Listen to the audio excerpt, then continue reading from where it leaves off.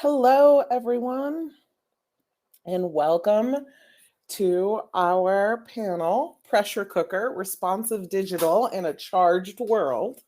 My name is Danielle Henry. I am the social media director at Emily's List, and I am joined today by Caitlin Mitchell, who is the brand new president of Mobilize, Tessa Simons, who is the managing director at Blue State, Maron Helamaskel, who is the Digital Director and Communications Associate for the Office of Barack and Michelle Obama, and Mika K. McDonald, who is Creative Director at Community Change. Hello, ladies.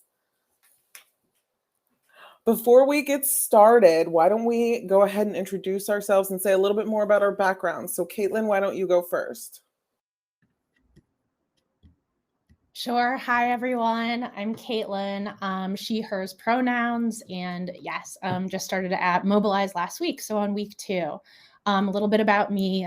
I've spent my career at the intersection of digital management and politics, and really with a focus on supporter engagement. So last cycle, I was the senior advisor for digital for the Biden-Harris campaign, and in the primary was the chief mobilization officer for Elizabeth Warren's presidential campaign.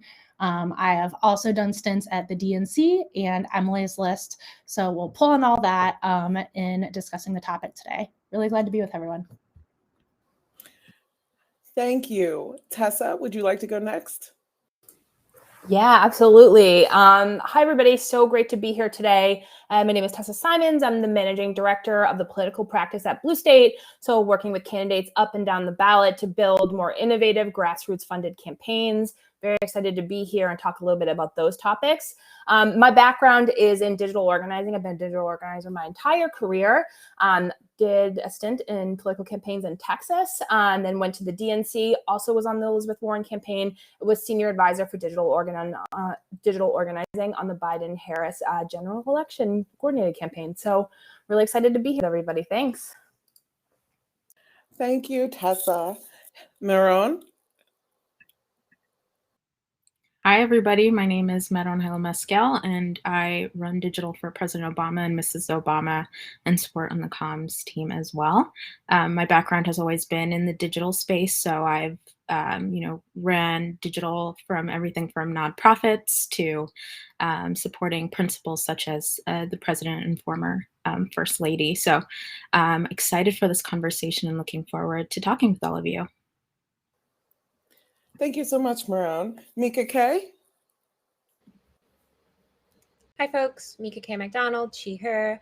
I am the creative director at Community Change. Prior to joining Community Change, I was the associate director for campaigns at the Hub Project, where I was also, before that, on the communications team. So I kind of have a mix of everything from the political side to communications, to basically like a glorified crossing guard for all of the moving pieces of advocacy campaigns. And right now, my position is kind of at the crossroads between digital comms and making sure that everyone from like influencers to creatives are tied in and on the same page.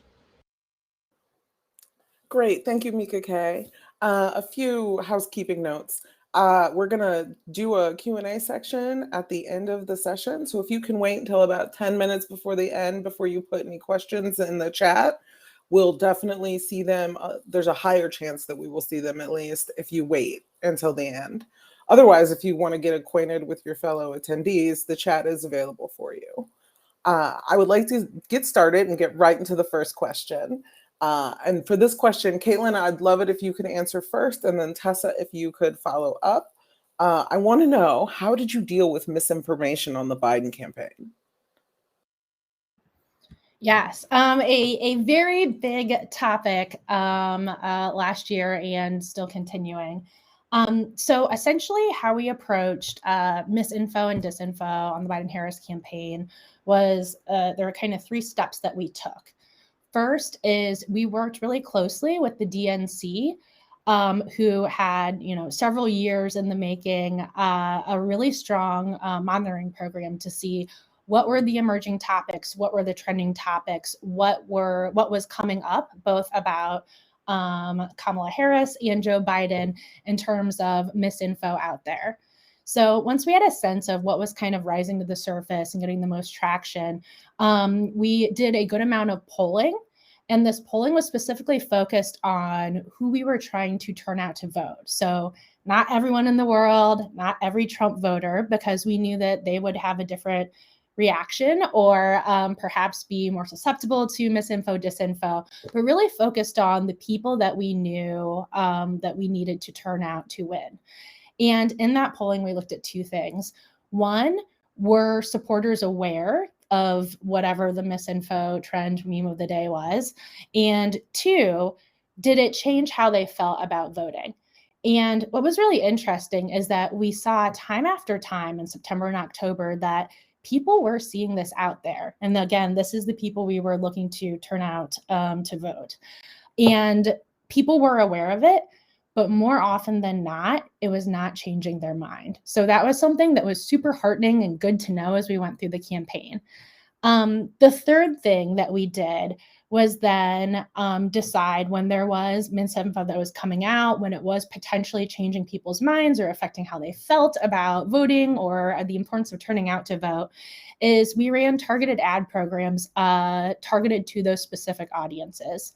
And what we did there was often not, hardly ever were we hitting the exact topic of misinfo, squarely on the head, but offering counter information or a positive case that showed the truth of it and making sure that we flooded the zone with that positive content. So in saying all this, I realized that that is what with presidential campaign level budgets you can do. So some folks may be curious about, like, my organization does not have money to be running constant polling on this. How do I do a more DIY version of this? And to that, I would say, keeping a good track on social monitoring and what people are talking about, whether it's about your organization, the issue you work on, or your candidate. And also having a way that people can email or text in misinfo or disinfo that they see. That's a really helpful way that we found out about things on the ground in the Biden-Harris campaign. And then the second thing I would say is, when thinking about how to combat it, it's usually doing the opposite of what's out there, laying out the truth as loud and clearly as you can, and having your supporters flood the zone to get that out there. Because at the end of the day, we always know there are going to be people interested in getting misinfo out there. But if you have a larger chorus of voices getting the truth out and getting the facts out, it can, for the people you're trying to reach, make the difference in whether they're even going to pay attention to the misinfo in the first place.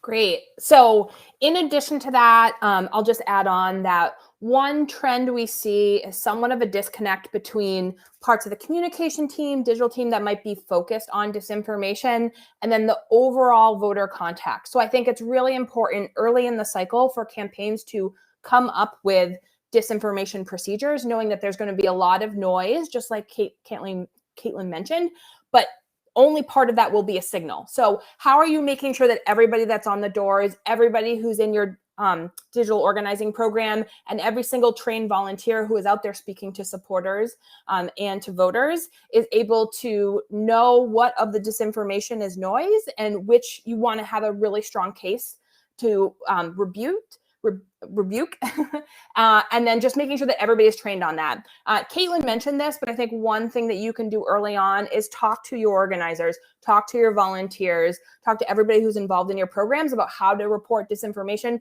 and the most effective ways of combating disinformation if you encounter it. And then again, just keeping in mind, right, you're going to hear, you might hear, and we are seeing more disinformation across all of the channels. It's going to happen. So the most important thing is to have clear processes and procedures when it comes up in any of your different voter contact channels of how you deal with it together, right, as a campaign and as a volunteer apparatus. Great. Thank you guys so much. So the next question I have has to do with the use of social media being very popular and very ubiquitous. It can often lead people to believe that anyone can be a social media professional. And I'm sure we've all sort of experienced some of that. I want to know how you say no to ideas that are off brand for your campaign or your project or whatever you're working on. Mika K, can you lead us off on this one? I would love to. I think a big piece of this is recognizing that so whoever is in charge of the actual social media channel knows that channel and that audience the best. But no one knows everything, right? So even if someone comes with a kind of out there campaign idea and your immediate response is no, I think just allowing a little bit of a buffer to recognize that even though you know your own audience best, like, all right, let's hear them out. Let's see what the new idea is, because maybe there's someone out there that we're trying to reach that like you don't recognize. Another option is making sure that folks have outlets. Like a lot of times when say friends or colleagues will come with an idea that is just really inappropriate for our page, would absolutely not fly. It's like, okay, maybe they have this feeling and just want to be heard. So what are the other ways that they can do that? Do they have a personal account that they can put out their very spicy meme with like far too many swear words in it and have it go there and let them feel heard that way? Is there another organization who maybe is closer, who's an ally, who has that tone of voice that I can just like send an email to and be like, hey, so-and-so, my colleague had this great idea, wondering if you can run for it. But giving them another outlet to do it, or else they're just going to kind of keep coming back to you as like, why are you not sharing this fantastic idea of mine? I think also, and this kind of echoes the last conversation, is setting the ground rules at the beginning. So like, don't get folks like guessing what our tone and message and brand is. Like tell folks straight out, this is who we are. These are the parameters we have to be within. Even if your idea is fire, this is what we got to be within. That's great advice. Maron, do you have anything to add? Yeah, just to add on to what Mika K kind of outlined, it's really about staying true to your organization or the principles that you represent on social, because the followers that you have on these channels can easily notice when you're trying to be inauthentic. So the things that do perform the best are when you're staying true to yourself, true to your voice, and true to your brand. So it's figuring out, what ideas work, what don't. Are there other ways to kind of share that message? Does this creative align with what I would typically share? And if I do want to do something a little bit more edgy, does it still match the kind of things that I've done in the past? And as Mika K also outlined, just knowing that if you do have other partners or other channels that you could work with that might not necessarily be your organization or your principles, you can use that as another way to kind of share those more spicier memes or other type of assets, using like your own little influencer network of organizations or influencers in general as a way to kind of share those messages. Very important to always remain authentic to your principles and your audience on social can easily tell when you are. Maron, you cut off a little bit. Do you think that you could come back on and repeat that last sentence? Oh, sorry.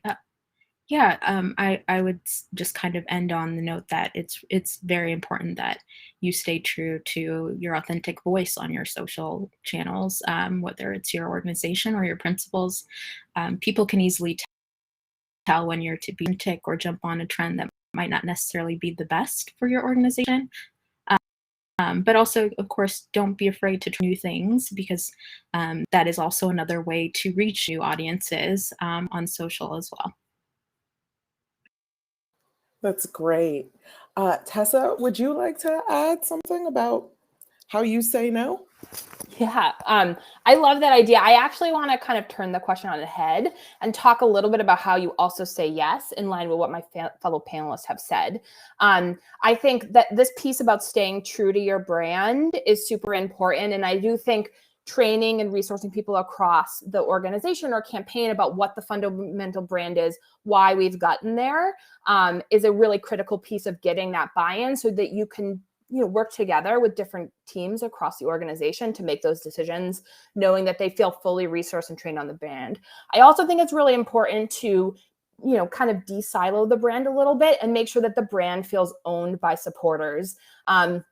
they can run with it too. And I think that like lowering that and not gatekeeping brand is a really critical piece of this work. I've seen some campaigns have a lot of success with this, knowing that, you know, supporters will remix the brand, they will run with it, they will make creative objects, fan art, fan videos about your candidate or your issue. We actually want people to do that. So making sure that your brand is grassroots focused and that, you know, talented supporters who want to take your brand colors or download a copy of your logo and paint it on the side of their barn. So I love to see when campaigns can come up with a brand they feel really strongly about and make sure that they're sharing that with supporters, so that when there is a message that might not fit with the voice of the campaign, supporters can actually carry that forward. And great examples of this are putting your brand guidelines online, creating, you know, materials, sticker designs, other things that, you know, supporters can actually download and share and make their own, and actually telling your supporters, yes, we want you to do this. We see what you were doing. We love it. Please go forward. We had a lot of success on the Warren campaign. We had this great group called Artists for Warren, and we encouraged them to have meetups, take the brand, make it their own, put up art in their community. So I would love to see more political campaigns challenge themselves to do that. Think about supporters as, you know, even a sub brand within your brand, or just giving them a piece of the brand and letting folks run with it. Thanks. That's a great idea. Really good point. So my next question goes to Marone, and it's actually a multi-part question. How do you, in your process, build a voice on social media, and how do you determine authenticity for the person you're writing for? Because we all write for other people. So, but we have to make sure we sound like them and that it feels true to people who follow them. So tell me a little bit about how you do that. And also, how do you step into a role with someone who is so well known, like the Obamas, and take on that voice? So that's my two-part question for you, Marone. Those are great questions. I think, you know, they are two very well-respected, well-known people in the world. So it is a big responsibility to make sure that whatever we're posting on social aligns with their brand, with the type of work and messaging that they do and have done throughout their entire lives, but especially during their time in the White House. And I'm also very fortunate in that they also share a lot of ideas too of what they'd like to post about, or things that are of interest to them, as well as having the added bonus of, you know, a lot of well-known speeches written by them being out there. So having that slight guidance in what kind of messaging to make sure to include in social posts always makes a difference. So for us, you know, our team is always making sure that we are pushing out content that aligns with what they're interested in and what's important to them. And of course, just kind of reflecting on some of the major moments and milestones of their time, not only during the administration, but prior to that.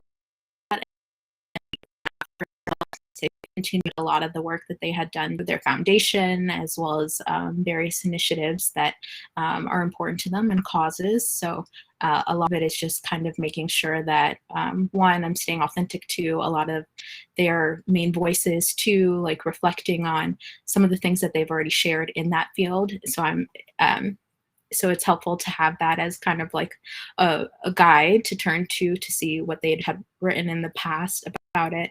And then three, they are very open and provide a lot of great feedback and ideas as well. So that is always great. But in previous experiences, when I had worked at organizations running digital for nonprofits and things of that sort, a lot of it was just really honing in on, you know, what is the cause and the mission of our organization? What are the main points of the year? Who is our audience? I've worked on brands and organizations that have very distinct voices and audiences and goals. So making sure that whatever we're pushing out on social reflects that is really important as well. So that is just kind of some of the things that I keep in mind and have continued to do, whether I'm working for two iconic principals such as the Obamas, or working in an organization that's small or a little bit larger, just having those clear guide points as ways for me to reflect on as I'm writing content and pushing out things in their voices is important. Thank you. Caitlin, can you talk a little bit about how you worked on authenticity? And I do see the question in the chat. Is authentic the right word to describe having other people write and post your social media content? Authentic is exactly the right word because it has to come across that way, in my opinion. All right. Yeah. I'd agree with that. And I think, you know, and taking the case on the Warren campaign, people who were familiar with Elizabeth Warren knew that she spoke about issues and stories and what she cared about in a really consistent way. Like, she is from Oklahoma and she is folksy, and that is exactly how she speaks. It's how she writes, and it's how she interacts with people. And so a lot of the work was done in terms of, you know, what is, you know, the online brand of Senator Warren, because it was true to exactly how she interacted in the world and was consistent in that way. And so the job then of our content and creative team was much more about, how do we make sure that what we're putting out is holding true to how she would describe it? What are the words that she uses or turns of phrase that she uses that make sense to folks and read as coming from, you know, an actual human in a way that she would say it? And a lot of times where this would kind of come up, and where there's often sometimes friction on campaigns or in doing anything where there's a lot of public attention, is when there are big social media moments or memes that come around. Our team would often get a ton of folks, you know, from within the campaign or without, being like, jump in on that reply. And a lot of their role was really determining, you know, is it plausible that Elizabeth Warren would have something to say about this? Would she weigh in on this? And if she didn't, then we wouldn't weigh in. But if she potentially would, then we would check and make sure that she was good with it, and go ahead and post it. And an example of this is in the spring to summer of 2019. It's when Warren has a plan for that really became a catchphrase of, she has a plan for everything. And we were putting out lots of plans, often multiple plans a week, from the campaign. And so a comedian and actor, Ashley Nicole Black, who is big on Twitter and hilarious, you should check her out if you are not familiar, tweeted at us and was like, Elizabeth Warren, what is your plan to fix my love life?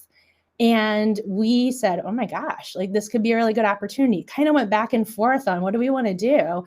Is it plausible that, you know, that Elizabeth Warren would actually want to jump in and fix this? And we decided that, yes, this is absolutely up the alley of what Senator Warren would be interested in, because she did, lines in which she'd talk to supporters after events.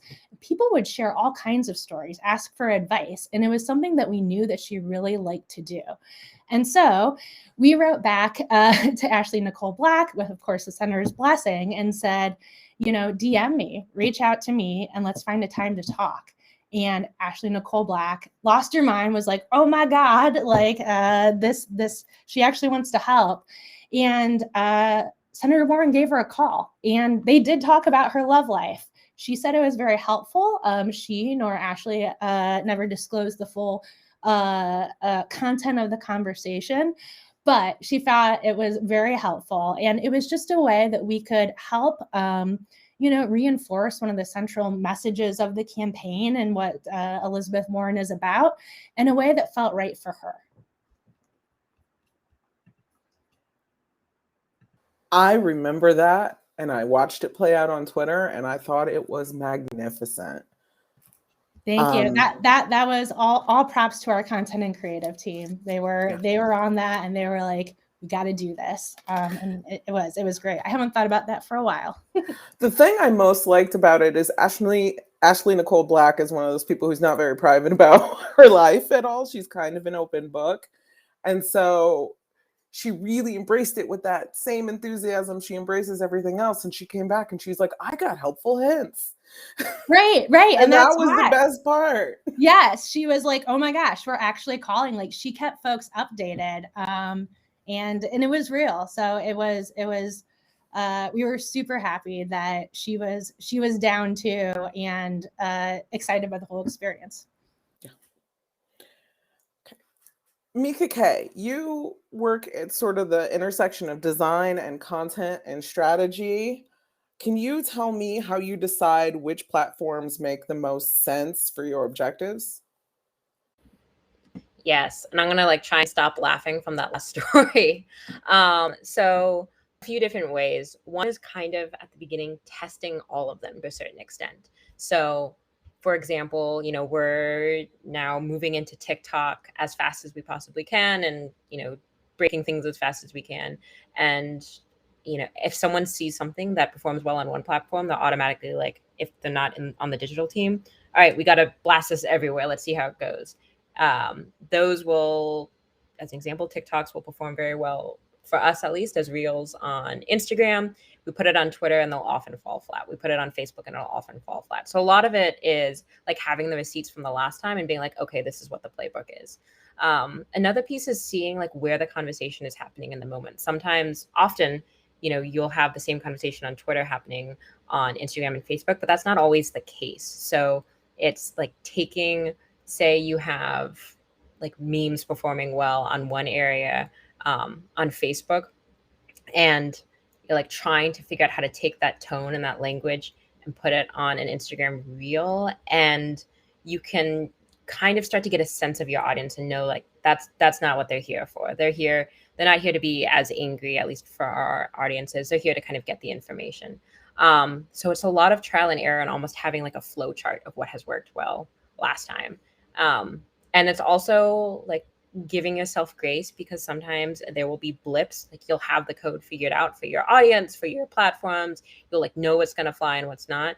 And then sometimes you'll be surprised and have to like eat your words. So while it's following that for the most part, it's allowing a little test. Be like, all right, is like what we know to be true still actually accurate? A good example of this is we had Meghan Markle content performing very well on Facebook, and I was like, that's not going to do well on Twitter. That's not the audience. We put it up there, and all of a sudden we got like the Sussex stands coming from like the different corners of Twitter to engage with us about protecting Black women in the next bill that was on Congress. And we're like, okay, I was proven wrong. I admit that. I didn't realize that audience was out there and would touch our advocacy campaign in that manner. Yeah, the metrics can tell you a lot, but they can't always tell you what's going to blow up. So I always find that I have to keep experimenting to keep things fresh. Caitlin, how do you sort of balance setting priorities and a schedule with your team with the flexibility that you need for rapid response? Ooh, that is a very good question. In working with content teams and folks who are, on the front lines of responding to whatever may happen, I think it works best when the work is twofold.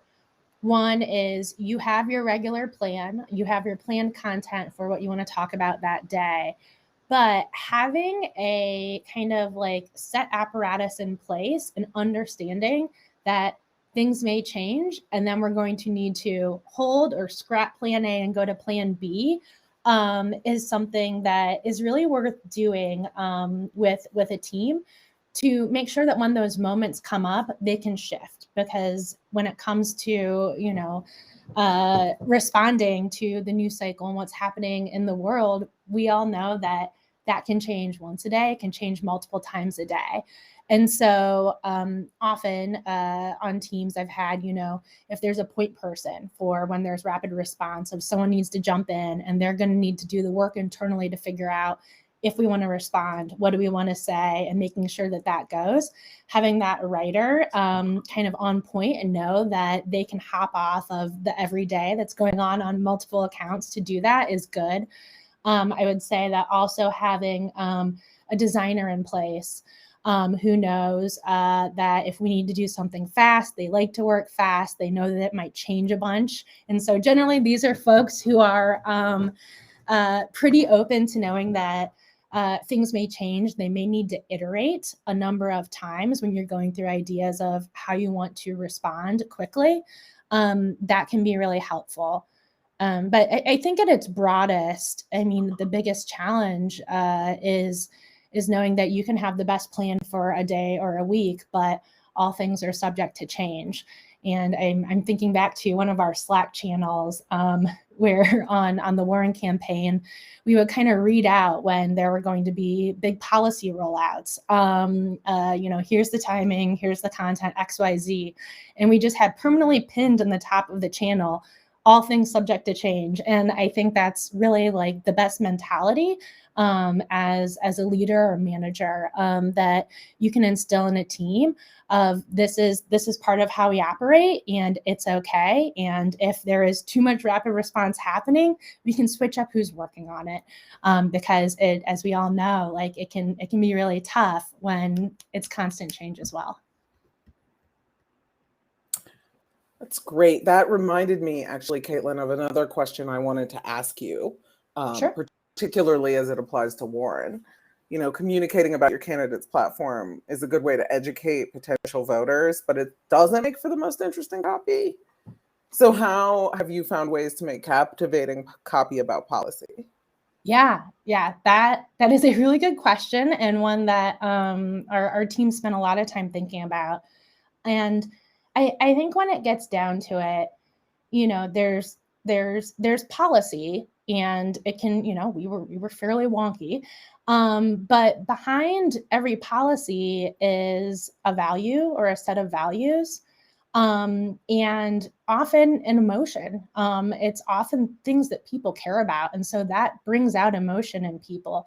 It, you know, brings out emotion when it affects someone. So if an issue, you know, affects a large swath of the population or even a specific community, really helping describe that to folks can both drive like, this matters to me and this matters to the folks around me. And so I should care, I should follow this. And so I think those are the two ways in which when I'm working with teams that we've really tried to drive in on how to make the content perform well and be interesting is one, you know, what's the value behind it that we're communicating, and two, what's the emotion? How does it make people feel, and how do people feel about this issue, and how do we tap into that in the copy and the content itself? Great, thank you so much. Mika K, do you have anything to add?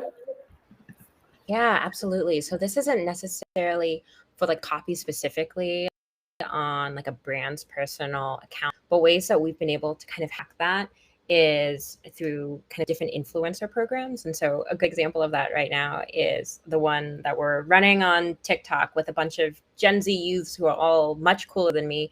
But like the plot twist is that I happen to know more about policy than them. So it's like that small needed piece. And instead of asking them, hey, this is what's going on with the child tax credit, I need you to say these 3 lines and to your audience and see what happens, it's really relinquishing the creative control. So kind of making sure that what they're saying is factual, but then just taking a step back and saying, how would you talk about something as wonky as the child tax credit? And what we got in return was like a huge tidal wave of creativity that would have never crossed my mind. We had someone who was doing a makeup tutorial while venting about the child tax credit, which like I would have never thought to put on our channels, and performed really well for their audiences.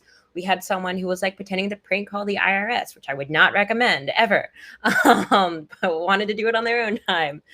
We had someone who was really good at making yarn, like knitting yarn clothes, which is again something cooler than me. And you know, as they were kind of weaving their yarn, was talking about it. So I think for other channels, just letting folks go wild with it and allowing them to pull their folks into the conversation has been astonishingly fun and weirdly effective. Great, I love those examples. Tessa, do you have anything you want to add? Yeah, I'll just add one other thing and agree with everything that's been said before. I think an interesting piece of when you are thinking about the policy and how you describe that throughout your campaign, is figuring out how that is part of your field program and your digital organizing program. And a really interesting example of how these programs can evolve. On the Warren campaign, we talked a lot about policy. Everybody here knows this. And then we really tried to follow through, how are we infusing that policy spirit throughout the campaign? Specifically in our digital organizing program, one program that we ran that I absolutely love is, as Senator Warren was putting out more of these policies, we were getting more and more questions from donors, supporters, even just voters asking us, how does this impact my life? What about this piece of the policy? What about that? And we tried to set a really high bar for responsiveness. So we had about 100 volunteers that actually helped us answer all of the policy questions that came in, and really held ourselves to a high standard of answering every question from every supporter, every donor, every voter, exactly as we would and exactly as Senator Warren would want to answer them. So as you're thinking about this, how are you making policy interesting? Make sure that you're working with your volunteers and your supporters and building programs where you're working with your supporters to actually answer all of those questions and think through those pieces.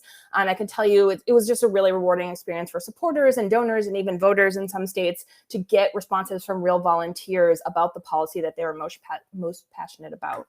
And I'll pass the mic. Yes, I believe Marone wants to chime in and tell us some other examples.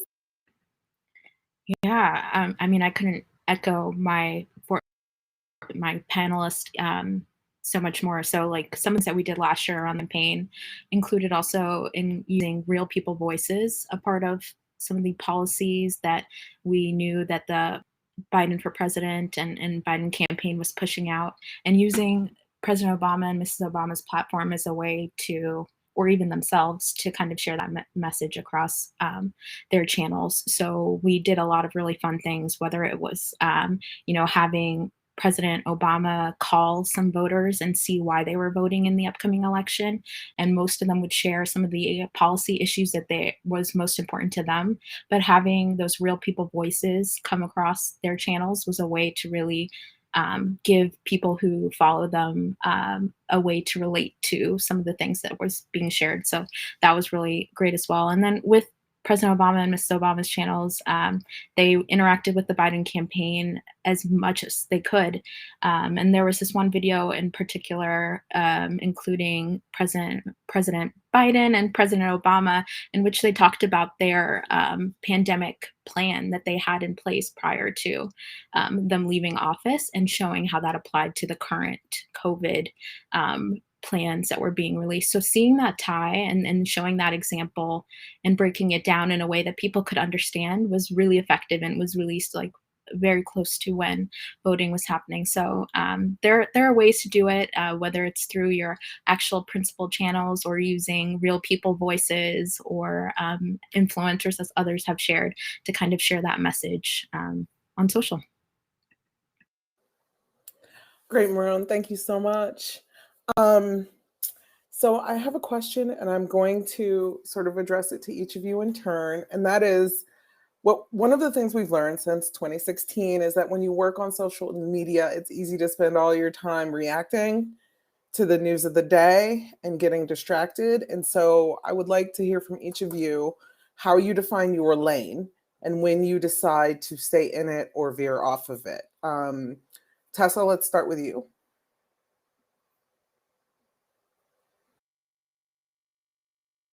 I'm glad you called on me first. I was kind of laughing a little bit to myself as you asked that, because I am a notorious somewhat of a lane swerver, but it has been one of the things that I've worked on throughout my career. And I just want to say to folks on this call, I'm sure there's some newer folks first getting into profession, like we've all had lots of experience, but you get better at these things. I would say this is an area where I've gotten better. I mean, it is really important, especially as you run larger and larger programs, to balance the everyday and the big picture, right? And you will not be successful until you can do both. I think this speaks to an earlier point here, which is creating great rapid response procedures, putting people as part of the org chart that actually handle rapid response, and making sure that if something comes up, you have a team that is dedicated to handle it, while you focus on the overall function of the team. So I think just starting that from the beginning as you're building your program, making sure there's people on your org chart that can handle the rapid response, and that the rest of the staff are focused on their day-to-day, their overall picture, and driving towards the larger mission. So I think that is an easy step to take to make sure that teams can be successful and folks can stay focused even as things come up, especially in a campaign environment. And then I'll pass the mic. Sure. How about we hear from Caitlin? Yeah, so in terms of digital strategy and digital content strategy and thinking about how you kind of stay in your lane, I think part of it is making sure that your team has a really strong shared understanding of what your lane is. And that goes to, what's your core message? What are the points that you want to get across? And I've often, told teams that I've worked with that, our core message, we should be saying it so much that it feels like too much to us because we're seeing everything, but most supporters aren't catching every tweet or every Facebook post or every Instagram story. And so whether algorithm or the fact that people have lives and not everyone is, perpetually online, just being aware of that, I have found to be really helpful.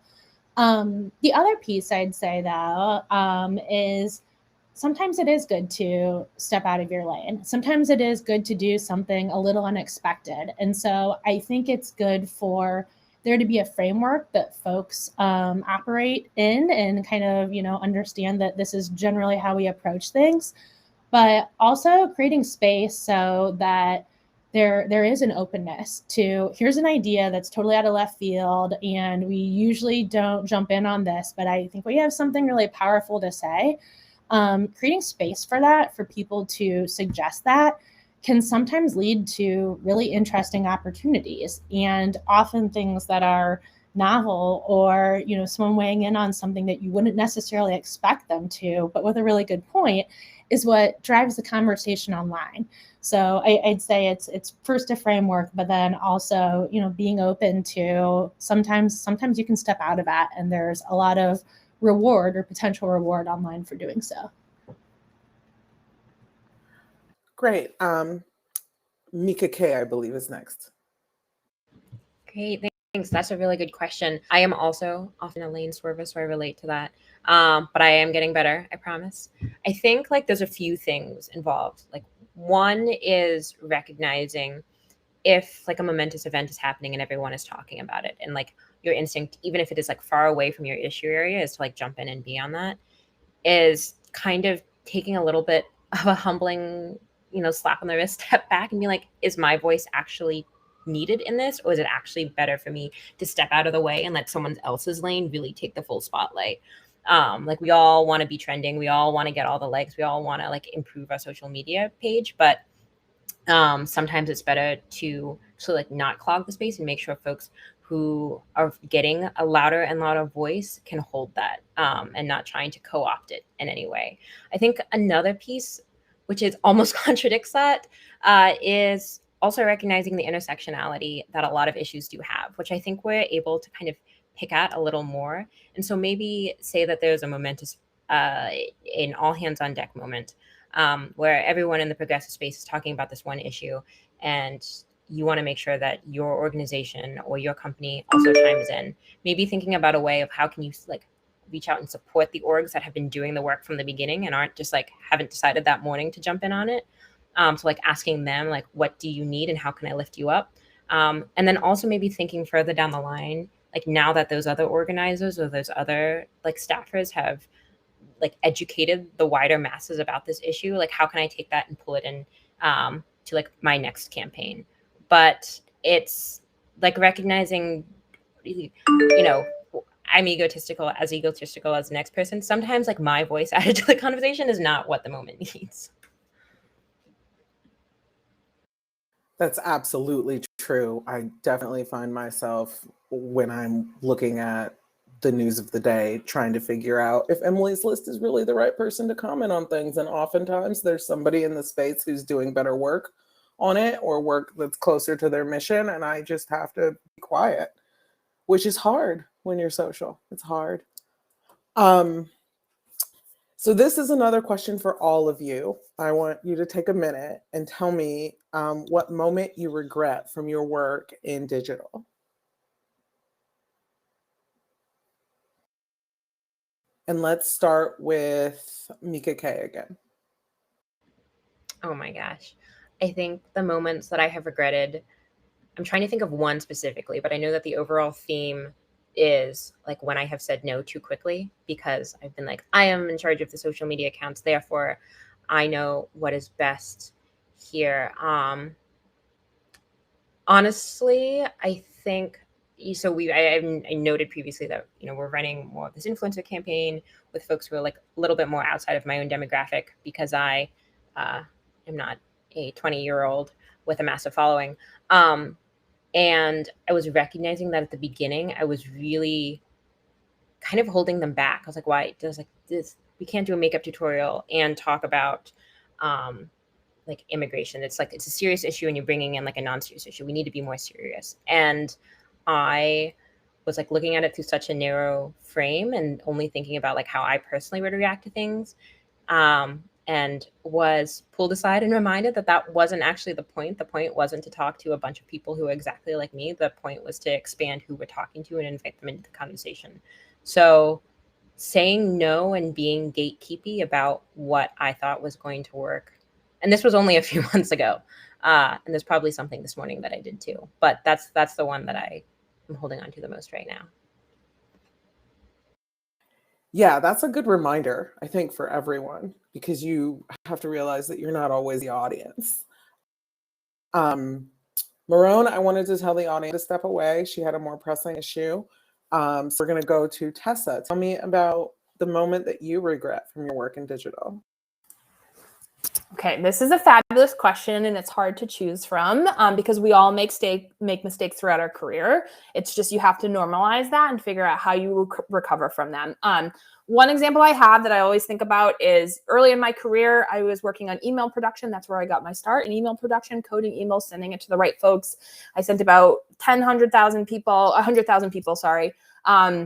Instead of having it customized for the first name, I inserted the name Robert, and everybody got the Robert email.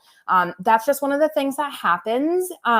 Trust your checklist, have a checklist, rely on your team to do good QA, and you can solve problems like that. But just know, especially folks early in their career, mistakes like this happen. Everybody has done them. And what you should think about is how you recover from them and have good processes in place. The other thing that is sort of related to this, but also just wanted to mention, is I got a job that I was really excited about.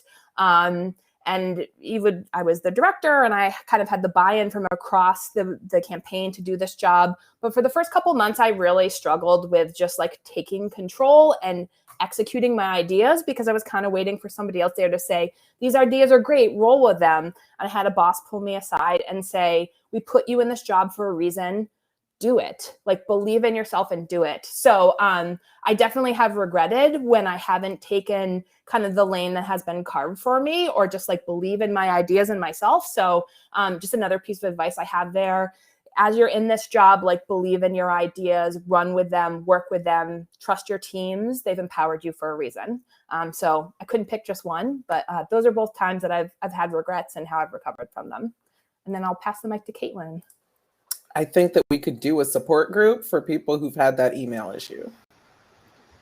Yes. I was going to say, I was like, oh, I've been there. A different header, a donate link in an email that should have definitely not have had a donate link in the bottom of it. Yes. Or the tweets that have gone out when you're like, oh shit. Have definitely been there. And it is a part of everyone's career, so that it happens to all of us. In terms of, regrets, I is kind of as a broad category, but when you're trying to engage in rapid response and get something done, there really is an impetus to do it quickly. Like there is a moment, and particularly if you're thinking about Twitter, there's a moment where it is appropriate to do it, and then something else happens and the moment passes. And I think one of my regrets, and it really took me a long time in my career to feel comfortable doing this, was really, kind of pushing folks internally of, we either need to do this or not do it, but we got to make a call or else the moment is going to pass us by. Because if I could count the number of times that we did land on something that I think would have been a really, strong response or really something important to get out there, but it had taken a few hours and the conversation had changed, and we had to say, actually, I think we need to hold because the moment has passed. I think there's been a lot of instances of that, and it really took a lot of just getting comfortable of, telling folks, we need to decide by this time whether we go or not.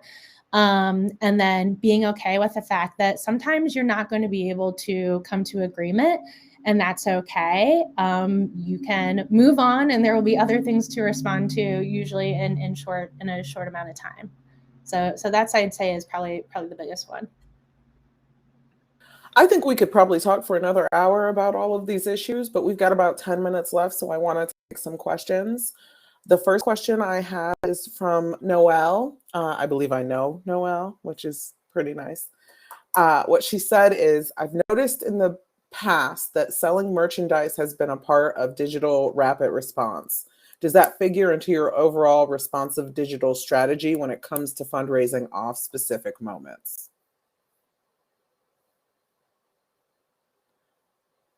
Caitlin, why don't you grab this one? Sure. That is a very good question. I would say that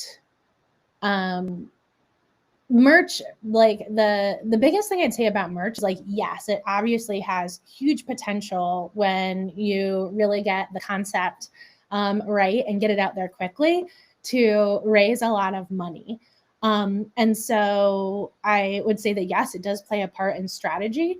But what I would also say is, and I saw this happen on both Warren and the Biden-Harris campaign, is that 9 times out of 10, when we'd be batting around ideas for potential rapid response merch, 9 times out of 10, we would ultimately decide not to do it.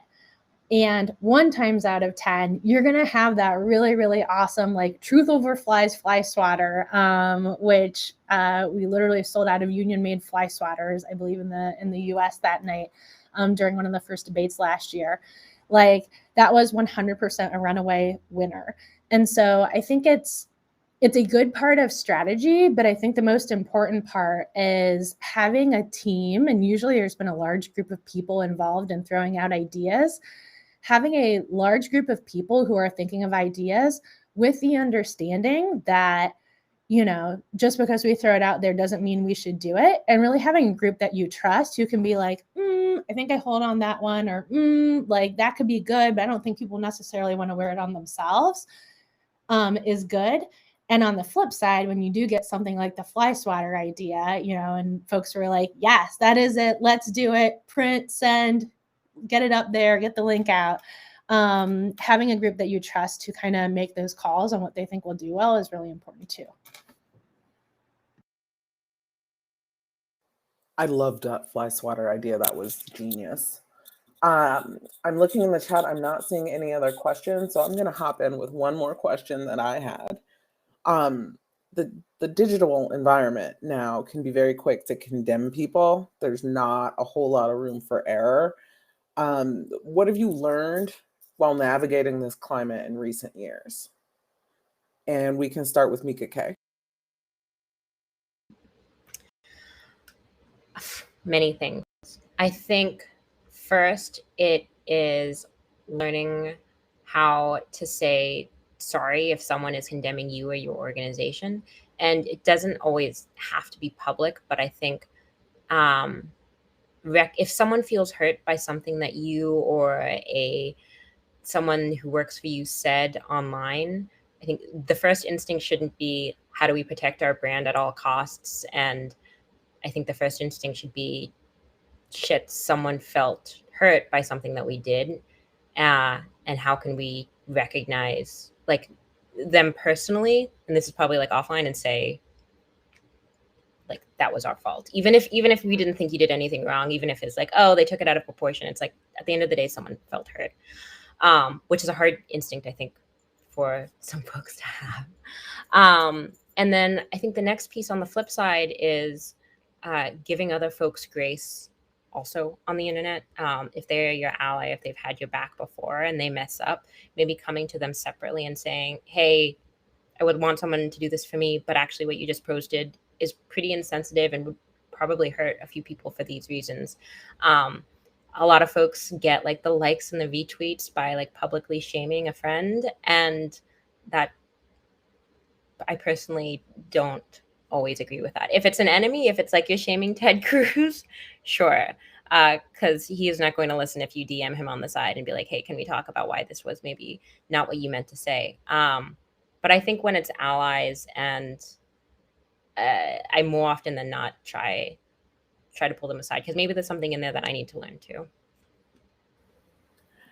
Tessa, would you like to comment on this? It's hard to add much to that answer. I mean, I think that's spot on. And I see one through line through Caitlin's answer about merch too. It is really important to have a team of stakeholders in the organization that have been empowered to have quick but serious decision-making conversations about what to say next, when to say it. So to one, say, no, that merch idea is actually not appropriate for this moment, to really like have those decisions made quickly and efficiently. And then two, how to respond in this kind of environment. Like if your organization has done something wrong, if they've caused harm. And I think the best way to ensure that you'll be ready to do that is having those type of protocols in place for a moment like that, and making sure that there are people throughout the organization that are part of that, that have a seat at that table, that are making that decision. And I think sometimes too often it's the digital staff that have to kind of lead the conversation, but these conversations are best had when there are lots of stakeholders at the table and decisions are made early and there's a clear process in place. Pass the mic.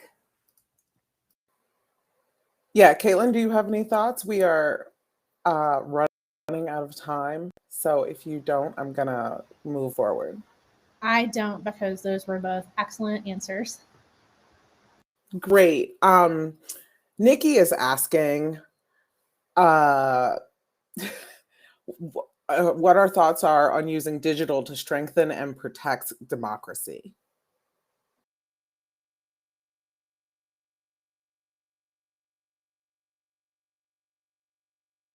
Caitlin, any thoughts? Oh, that's a big one.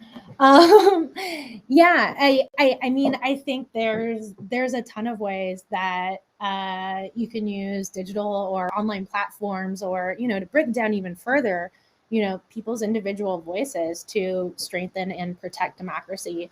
And that goes to encouraging folks to make their voice heard, encouraging folks to share their thoughts and their opinions with friends and family online. And we know that on some networks, so thinking less of Twitter and more in the world of Instagram or Facebook, or where we know that, you know, a majority of people using social platforms are spending their time. It's really helping empower supporters to be in a place where they feel comfortable taking a stand, because at the end of the day, we always know that the most powerful messengers around issues, and particularly around democracy and protecting and expanding the right to vote and everything good that goes with that, we know the best messengers are people's family and friends.